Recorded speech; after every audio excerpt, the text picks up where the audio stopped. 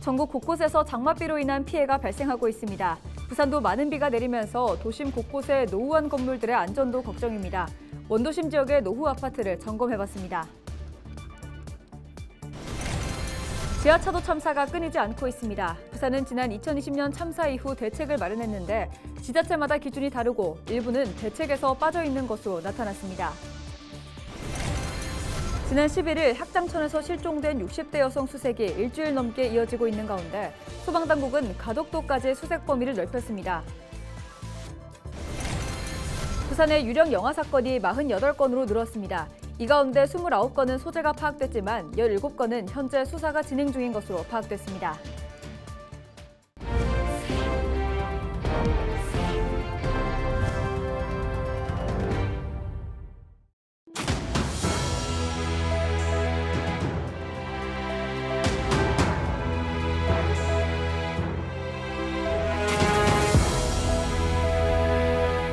시청자 여러분 안녕하십니까? 헬로티비 부산 뉴스입니다. 폭우로 인한 침수로 청주시의 오송 지하차도에서 14명이 숨졌습니다. 지난 2020년 부산에서도 초량 지하차도 참사가 발생했던 터라 안타까움이 더욱 큽니다.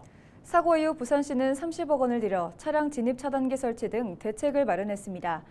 하지만 지자체마다 가동 기준이 다르고 일부 지하도는 대책에서 빠져 있어 우려의 목소리가 나옵니다. 장보영 기자가 취재했습니다.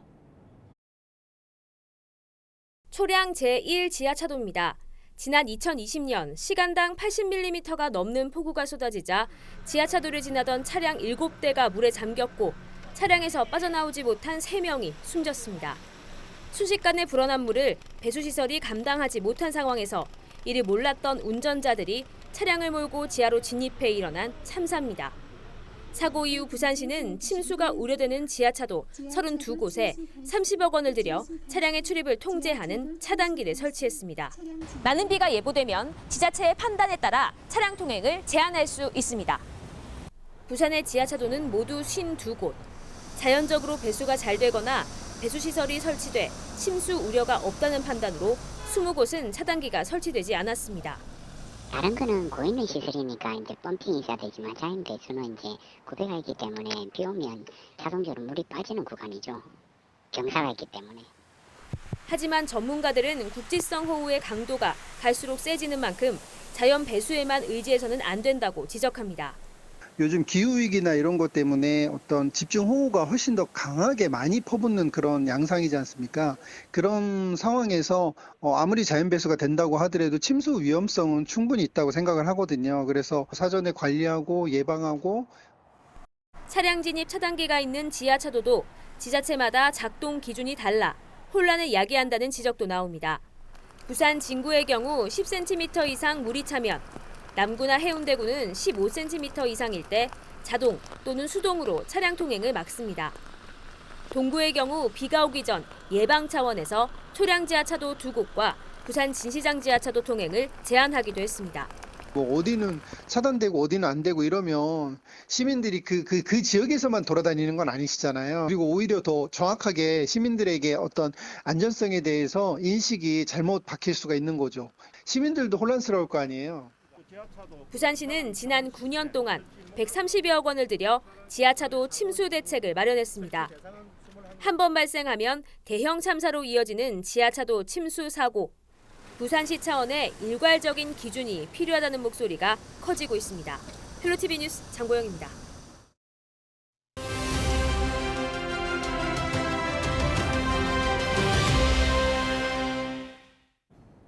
전국 곳곳에서 장맛비로 인한 피해가 발생하고 있습니다. 부산도 지난주 금요일 호우특보가 내려진 이후 계속해서 비가 내리고 있는데 도심에 있는 노후한 건물들의 안전도 걱정입니다. 안수민 기자가 원도심 지역의 노후 아파트를 점검해봤습니다. 지은 지 50년 넘은 중구의 한 아파트입니다. 건물 곳곳에 금이가 있고 외벽이 아예 떨어져 나간 곳도 있습니다. 안으로 들어가 보자 어두컴컴한 복도 바닥 군데군데 물이 샌 흔적이 보입니다. 집 내부도 살펴봤습니다. 비가 내릴 때마다 빗물이 새어들면서 벽지 곳곳에 곰팡이가 폈습니다. 보수공사도 소용이 없습니다. 도배를 했거든요. 이게 했는데 하고 난 뒤에 또 이렇게 세가지고 이제 그냥 다시 그 남아있는 벽지로 이사와가 남아있는 벽지로 이렇게 발랐는데 이게 곰팡이가 이제 삐져 나오는 상황이고. 아파트 전체 406세대 중 148세대는 빈집입니다. 관리가 되지 않고 방치된 빈집들은 피해를 더욱 키웁니다. 할 수 없잖아. 사람도 안 살지. 그리고 비세지. 그리고 누구한테 말해. 답답하면 이제 내가 가서 위에다가 방수해갖고 이래 좀 세면 바르고 이런 집도 있고. 안전점검에서 D등급을 받은 지 5년째. 아파트 거주자 대다수가 취약계층이나 노인들이다 보니 자체적으로 안전보강공사를 하기도 어려운 실정입니다. 지자체가 매년 정비 예산을 지원하고는 있지만 비용이 많지 않아 땜질식 처방에 그치고 있습니다. 무너질까봐. 아파트 무너질까봐. 그게 제일 걱정되시고. 대책을 좀 나오면 해줘야지. 뭐 아파트 무너질 때까지 빨리 수명을 다한 사람은 살 때까지 그냥 살다 돌아가시고 뭐 한 사람은 알아서 해라 이렇게 그런 개념을 갖고 있으면 안 되고. 중구 남포동에 있는 또 다른 공동주택입니다. 이 건축물의 상황은 더 심각합니다. 건축물 안전진단에서 최하위 등급인 2등급을 받았는데 그만큼 붕괴 위험이 크다는 뜻입니다. 지어진 지 80년이 넘으면서 연식만큼 건물 곳곳이 금가고 부식됐습니다. 붕괴 위험의 일부 공간은 출입 자체가 통제됐습니다. 이런 상황에도 여전히 9가구가 이 아파트에 살고 있습니다. 바로 옆에 붙어 있는 또 다른 아파트 역시 안전도 2등급으로 세월의 흔적이 역력합니다. 이곳 역시 4가구가 떠나지 못하고 있습니다. 건축 자체 지을 때 그 우리 설계 수명이라는 게 있지 않습니까? 그 설계 수명도 이미 넘었고 그게 너무 낡아서 그 뭐 이 우기가 든다든지 태풍이 온다든지 하면은 굉장히 위험지구에 들어갑니다. 지자체도 비상입니다. 최근 이어진 비로 사고 위험이 커지자 지난 16일부터 임시로 주민들을 대피시켰습니다. 2등급에는 지금 안전 대책으로 주민들도 다 안전한 곳으로 모시고 그래도 혹시 D등급에도 혹시 문제가 있는가 싶어 수시로 우리가 현장 점검도 하고 또 안전 점검도 하고 있습니다. 가장 안전해야 할 보금자리가 위태로운 주민들. 올해 장마철도 그저 사고가 없기만을 바라며 불안한 일상을 보내고 있습니다. 헬로티비 뉴스 안수민입니다. 박형준 부산시장이 18일 안전등급 2등급을 받은 중구 지역 노후 아파트 2곳을 직접 찾아 붕괴 사고 대책을 점검했습니다. 박 시장은 현장에서 대피 장소와 대피 담당자 등 대피 체계 운영 전반을 점검하고 선제적인 대피를 강조했습니다. 또 주민들이 안전을 확보하기 위한 근본적인 해결책을 모색할 것을 지시했습니다. 이날 박 시장은 또 낙동강 관리본부와 화명생태공원, 삼락공원을 방문해 홍수 대비 체계를 점검했습니다. 부산시는 지난 15일부터 삼락생태공원과 화명생태공원, 대저생태공원 등 낙동강 생태공원 진입도로와 보행로 통행을 통제하고 있습니다. 지난 11일 집중호우 당시 사상구 학장촌에서 실종된 60대 A씨에 대한 수색이 일주일 넘게 이어지고 있습니다. 부산소방재난본부는 18일 수색 인력 280여 명을 투입했다고 밝혔습니다. 또 수중수색은 물론 헬기와 드론을 동원해 현장을 확인하고 있습니다. 소방당국은 기존 복개천과 낙동강 일대에서 수색 활동을 벌임과 동시에 A씨가 바다까지 휩쓸려 갔을 가능성을 두고 수색 범위를 가덕도까지 확대했습니다. 이와 더불어 의용소방대는 도보 순찰을 통해 가덕도 인근 바닷가를 중심에 두고 수색을 벌이고 있습니다. 부산경찰청은 19일까지 많은 비가 예보되면서 경비 비상 단계를 가포 비상으로 격상했다고 밝혔습니다. 이에 따라 경찰 인력과 장비를 최대한 동원해 사전 순찰과 선제적 통제를 실시하는 등 집중호우에 총력 대응한다는 방침입니다. 또 부산경찰청장과 일선 15개 경찰서장은 지역 내 지하차도 등 침수 우려 지역과 산사태 취약 지점을 재점검했습니다. 부산경찰청장은 합동점검을 마친 뒤 각 경찰서에 재난 발생 우려 시 주민 대피 등에 적극 지원하고 피해 예방에 최선을 다해줄 것을 당부했습니다.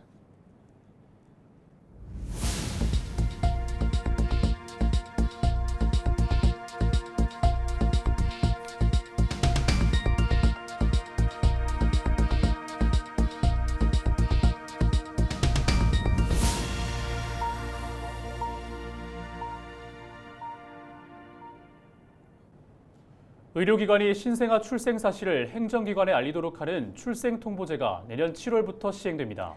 아이들이 태어난 이후 출생신고가 되지 않는 것을 막기 위해 도입한 건데 제도가 시행되더라도 사각지대는 있습니다. 보완책으로 보호출산제에 대한 이야기가 나오는데요. 홍하영 기자가 취재했습니다. 출생신고를 위해 필요한 서류는 출생신고서와 증명서, 그리고 출생자 부모의 혼인관계 증명서 등입니다. 현행법상 의료기관에서 태어난 아기는 병원에서 발급한 출생증명서를 받아 출생신고가 가능합니다. 여기에 내년 7월 출생통보제가 도입되면 의료기관이 지자체에 아기의 출생 사실을 통보하기 때문에 출생 기록은 있지만 출생 신고가 되지 않아 사회적으로 보호받지 못하는 아동이 대폭 줄어들 수 있습니다. 하지만 여전히 사각지대는 있습니다. 산모가 다른 사람의 도움 없이 병원 밖에서 출산할 경우 가정법원에서 출생 확인을 받아 출생 신고를 할 수 있는데 신고를 하지 않으면 행정에서는 아이의 존재를 알 수 없기 때문입니다. 2021년 우리나라에서 태어난 아동은 26만 562명, 그중 병원 밖에서 태어난 아이가 462명인데 현행 법률로는 이 같은 병원 밖 출생 아동을 보호하지 못한다는 지적도 이어지고 있습니다. 미등록 외국인 부부가 출산한 경우도 마찬가지입니다. 이성에 기반 가족이라든가 주변의 사람들로부터 출산 사실을 숨기고 싶은 사람들이 대체로 병원 밖 출산을 선택할 수밖에 없고요. 미등록 외국인은요. 출산을 하기 위해서 병원에 가는 게 거의 불가능하죠. 거기 가면 미등록 외국인이 여기 와 있다는 자체를 증명하는 꼴이 되기 때문에 임신부가 개인적 또는 경제적인 사정으로 병원에서의 출산과 출생 신고를 부담스럽게 생각할 수 있다는 점을 고려해 병원에서 출산해도 익명성을 보장할 수 있도록 하자는 목소리도 나오고 있습니다. 산모가 익명으로 낳은 아이를 국가가 보호한다는 내용을 담은 보호출산제도 2010년 12월 국회에서 발의된 이후 계류돼 있다가 최근 들어 활발하게 논의되고 있습니다. 보호출산법을 도입하면은 영아 유기를 최대한 막아주는 겁니다. 미기 임산부의 심리적 안정을 취하게 해서 직접 양육할 수 있도록 돕고 합법적인 입양을 돕습니다. 도저히 안 될 때 익명 출산을 하게 하고 아기의 생명은 지키고 보호하는 겁니다. 어른들의 사정으로 실제하지만 실제하지 않은 것처럼 지내온 아이들. 이들의 존재 자체를 존중하고 건강과 안전을 보장할 수 있는 방법을 다각도로 고민해 봐야 할 때입니다. 헬로티비 뉴스 홍하영입니다. 18일 부산의 한 자치단체에서 출산 기록은 있지만 출생 신고가 되지 않은 한 건을 경찰에 수사 의뢰했습니다. 이에 따라 부산 지역 유령 영아 사건은 48건으로 늘었습니다. 부산경찰청에 따르면 이 가운데 29건은 소재가 파악됐고 17건은 조사가 진행 중입니다. 나머지 한 건은 친모가 8년 전 생후 8일 된 딸이 집에서 숨지자 인근 야산에 유기했다고 진술해 경찰은 친모를 입건하고 안매장된 아동의 시신을 찾고 있습니다. 또 다른 한 건은 병원에서 태어난 다음 날 심장병으로 숨진 것으로 확인됐습니다. 사하구의 한 공장 옥상에서 태양광 발전 장비를 설치하던 40대 A씨가 9m 아래 지상으로 추락했습니다. 사고 직후 A씨는 병원으로 옮겼지만 끝내 숨졌습니다. 사고 당시 A씨는 옥상에 있던 채광창을 밟았다 추락한 것으로 알려지고 있습니다. A씨가 속한 업체는 상시 근로자 5인 미만의 소규모 사업장으로 중대재해처벌법 적용 대상 업체가 아닌 것으로 나타났습니다. 경찰은 업무상 과실치사 혐의 등으로 업체 관계자를 수사하고 있습니다. 검찰이 지난 6일 지방선거를 앞두고 포럼을 설립해 선거사무소처럼 운영한 혐의로 재판에 넘겨진 하윤수 부산시 교육감에게 벌금 700만 원을 구형했습니다. 또 포럼 임원진 5명에게 300만 원에서 500만 원의 벌금을 구형했습니다. 검찰은 선거 전 선거사무소와 유사한 기관을 설립해 선거 전략을 수립했다며 선거에 영향을 미치는 행위를 한 사실이 확인된다고 주장했습니다. 이에 대해 하교육감 측은 순수한 내부적 선거 준비 행위 차원에서 설치된 기관이라며 무죄를 주장했습니다. 또 허위 학력 기재 혐의도 부인했습니다. 하교육감의 1심 선고는 다음 달 21일로 예정됐습니다. 법원이 하교육감에 대해 벌금 100만 원 이상의 형을 확정하면 교육감직을 상실하게 됩니다.